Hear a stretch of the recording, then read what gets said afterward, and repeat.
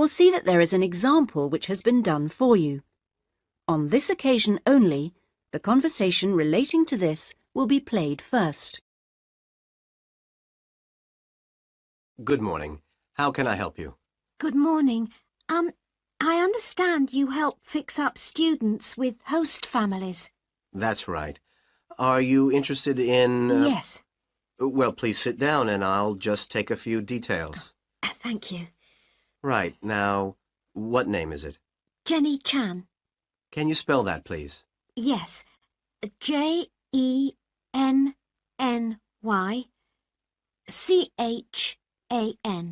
Right. And what is your present address?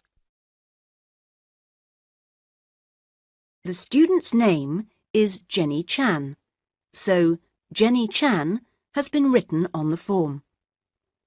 Now we shall begin.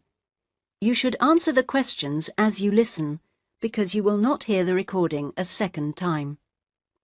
Listen carefully and answer questions 1 to 5. Good morning. How can I help you? Good morning. I understand you help fix up students with host families. That's right. Are you interested in... Yes. Well, please sit down and I'll just take a few details. Thank you. Right. Now, what name is it? Jenny Chan. Can you spell that, please? Yes. Jenny Chan.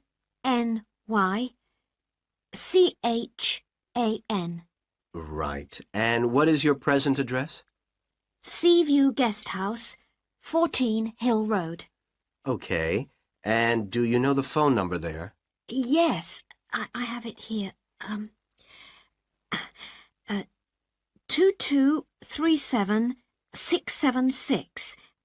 But I'm only there after about 7 p.m. So when would be the best time to catch you? I suppose between 9 and, let me see, past, before I leave for the college. Great. And can I ask you your age? I've just had my 19th birthday. And how long would you want to stay with the host family? I'm planning on staying a year, but at the moment I'm definitely here for 4 months only. I have to get an extension to my permit. You're working on it? Mm. Fine. And what will be your occupation while you're in the UK? Studying English? And what would you say your level of English is? Good, I think. I'd like to say advanced, but my written work is below the level of my spoken, so I suppose it's intermediate. Certainly your spoken English is advanced. Anyway, which area do you think you would prefer? Well, I'm studying right in the centre, but I'd really like to live in the northwest. That shouldn't be a great problem. We usually have lots of families up there. Before you hear the rest of the conversation, you have some time to look at questions 6 to 10.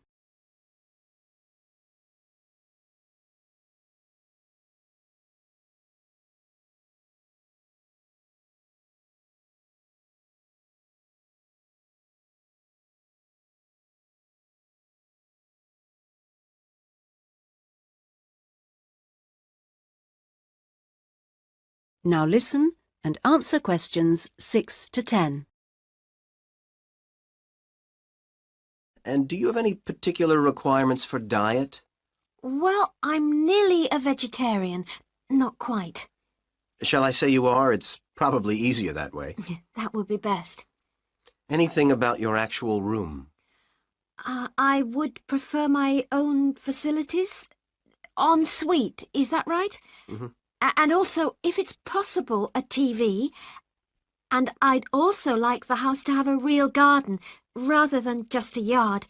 Somewhere I could sit and be peaceful. Is that all?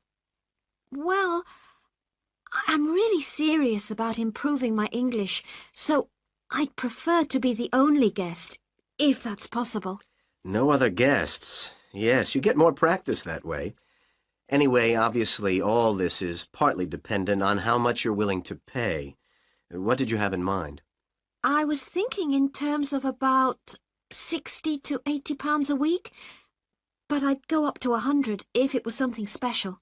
Well, I don't think we'd have any problems finding something for you. Oh, good. And when would you want it for? I'd like to move in approximately 2 weeks. Let me see, it's the 10th today, so if we go for the Monday, it's the 23rd of March. Yes. Right. Good, and if I could ask one last question. That is the end of section 1. You now have half a minute to check your answers.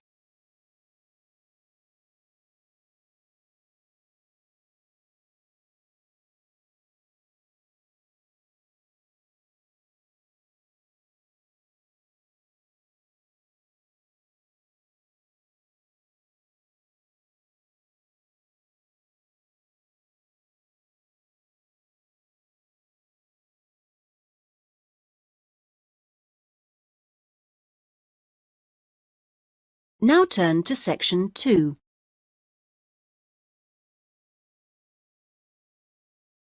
Section 2. You will hear a speech by an official at a meeting of a local football club at the start of a new football season.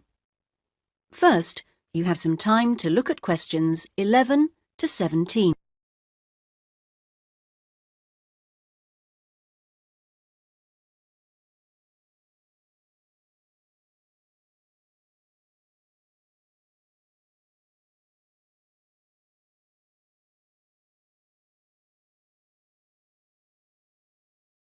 Now listen carefully and answer questions 11 to 17. Good evening, everyone, and thank you for coming to the soccer club meeting. It's good to see so many parents and children here tonight, and I know you're looking forward to a great football season.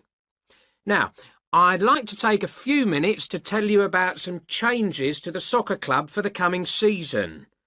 Now, this season, we'll be playing all our matches for both the junior and senior competitions at Kings Park, instead of Royal Park, which was used last season.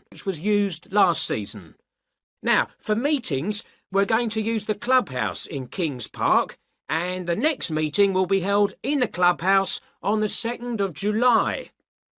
As usual, we hope to begin the season with a picnic next Saturday at the clubhouse. Please try and come to the picnic, as it's always good fun. At the last week of the season, we usually have a dinner and presentation of prizes to the players, and more information about this will be given to you later in the season. This season, we have more teams than ever. We hope to have 10 teams instead of 5 in the junior competition, and they will play on Saturday mornings beginning at 8:30 a.m. Training sessions will be held in Kings Park on Wednesday afternoons for the juniors, and they will be wearing red shirts again this year. In the senior competition, there will be 4 starting at 2:30. It will be at a 2 o'clock start, and the training session for seniors is planned for Sunday afternoons. Before you hear the rest of the speech, you have some time to look at questions 18 to 20.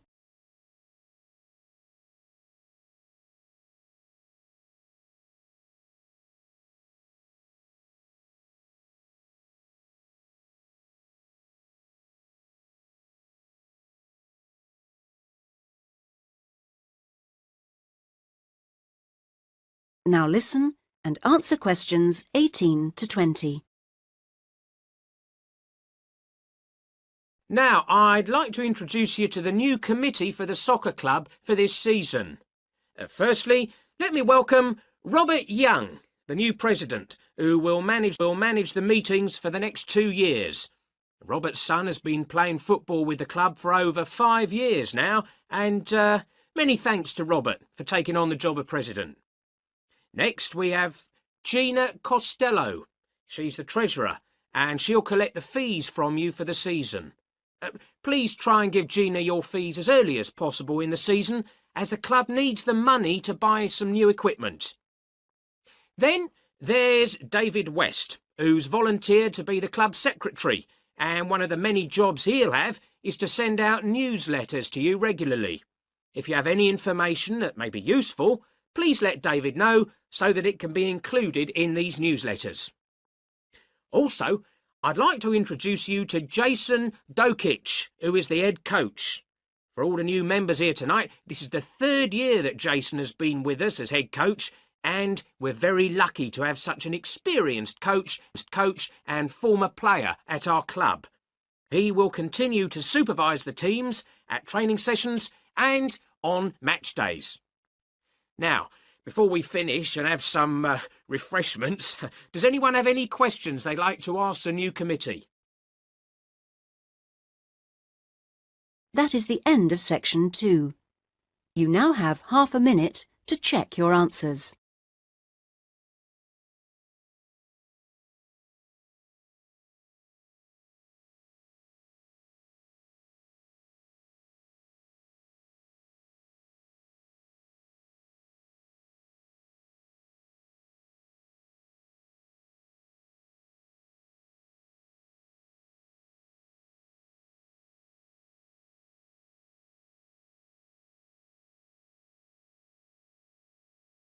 Now turn to section 3.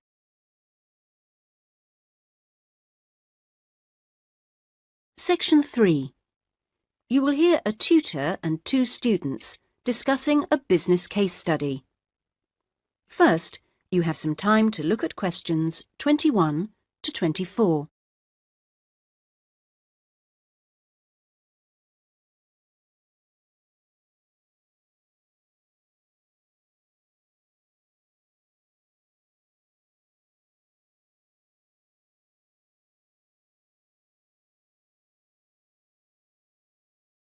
Now listen carefully and answer questions 21 to 24. Right, Jason and Karen. Now, I asked you to look at the case study for Box Telecom as part of your exam assessment. It's interesting because they're in the middle of problems at the moment, and I want you to track how they deal with them.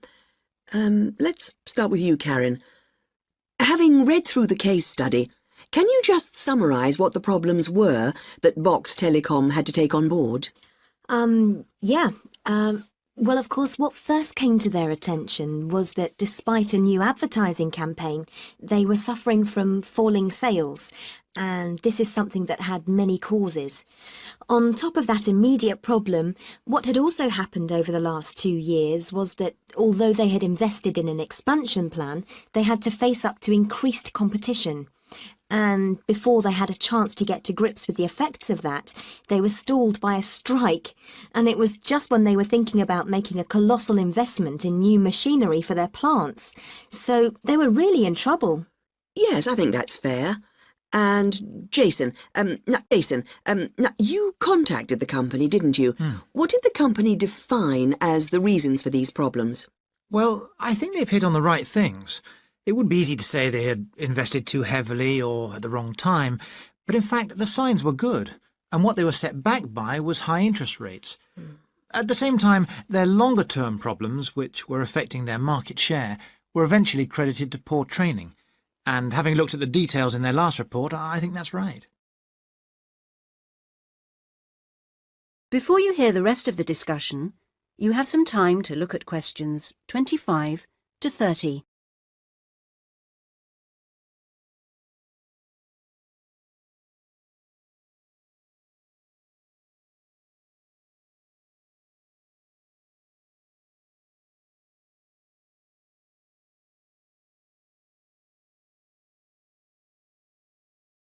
Now listen and answer questions 25 to 30.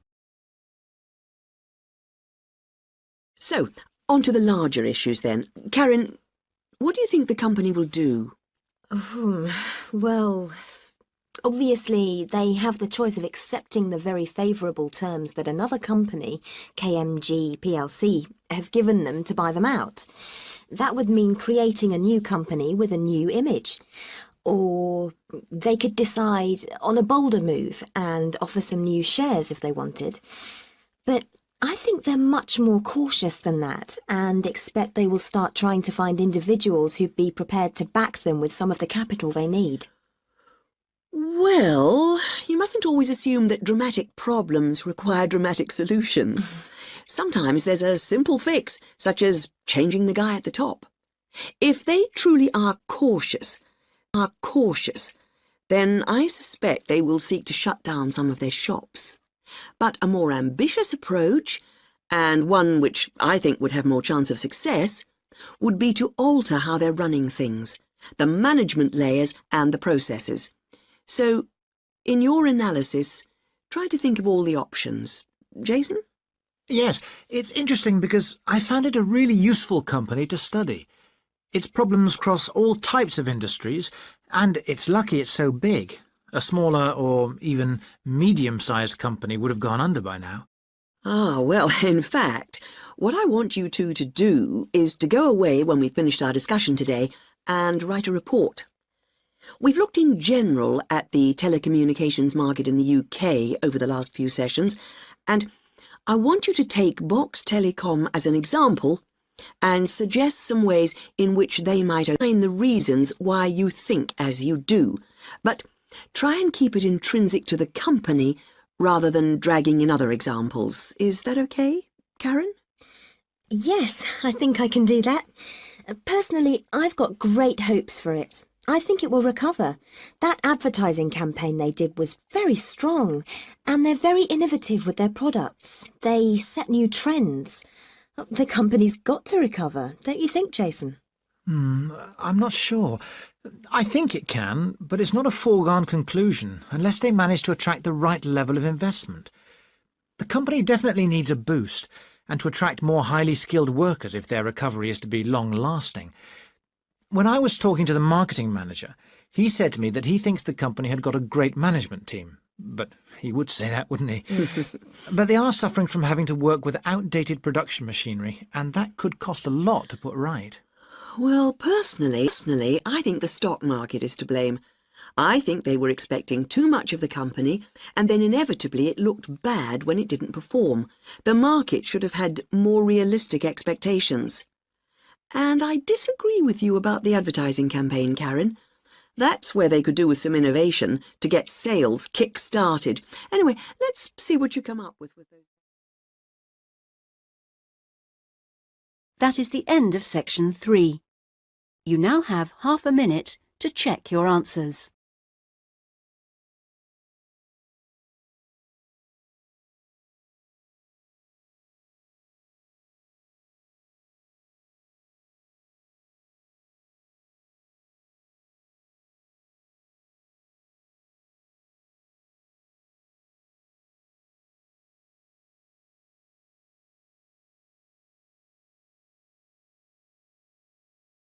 Now turn to section 4.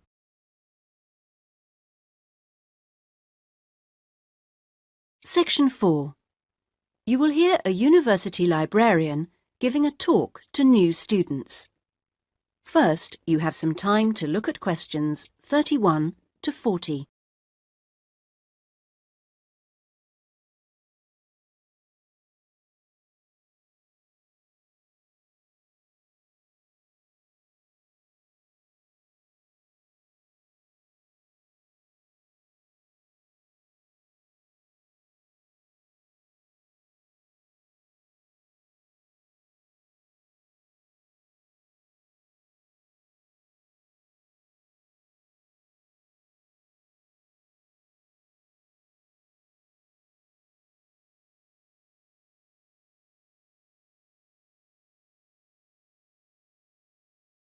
Now listen carefully and answer questions 31 to 40.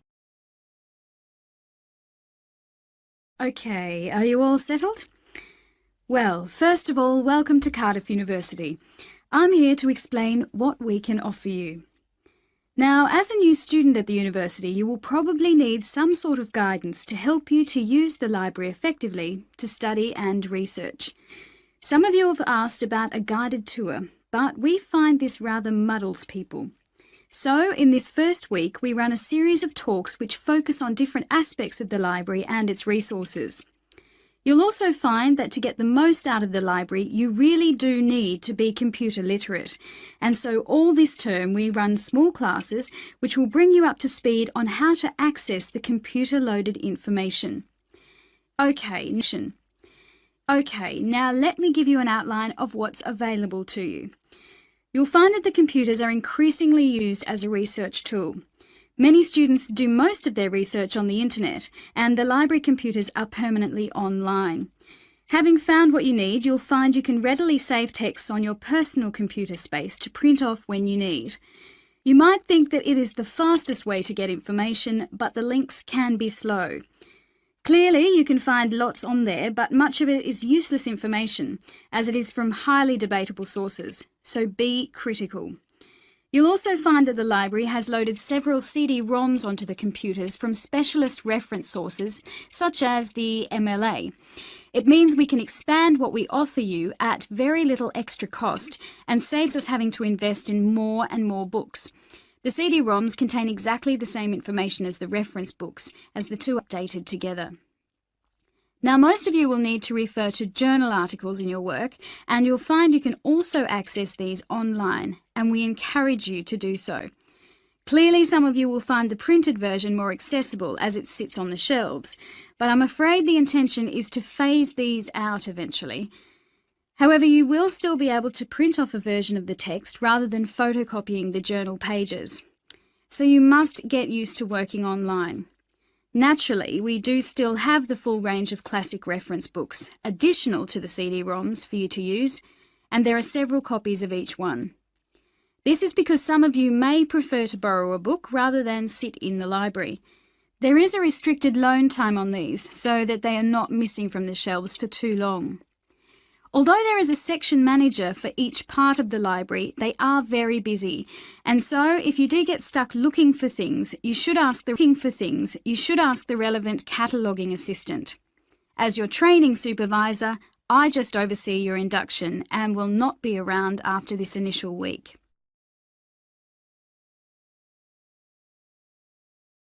Some of you may be interested to know that the library is offering specialised training sessions on writing a dissertation. Obviously, this is not relevant to those of you who are undergraduates, it is just for postgraduates. Your department will discuss the planning stage of the dissertation, i.e. what you're going to do with you, and we will focus on the structure of it. However, the training will also include some time on the computers. I realise most of you know how to organise files, but we can show you the different ways to run data programs. Your tutors will tell you at the outset how to set out the chapters they require, but you will need to ask them how they would like you to organise the bibliography, because it varies depending on your subject area. When you've got something together, the trainer here will look through the draft version for you to see if it's okay. And one final point, for those of you who have registered from abroad, we can offer individual sessions on dissertations if you feel you need them. If you require language lessons, then they are available from the International Centre next to the Law Department. That is the end of section 4. You now have half a minute to check your answers.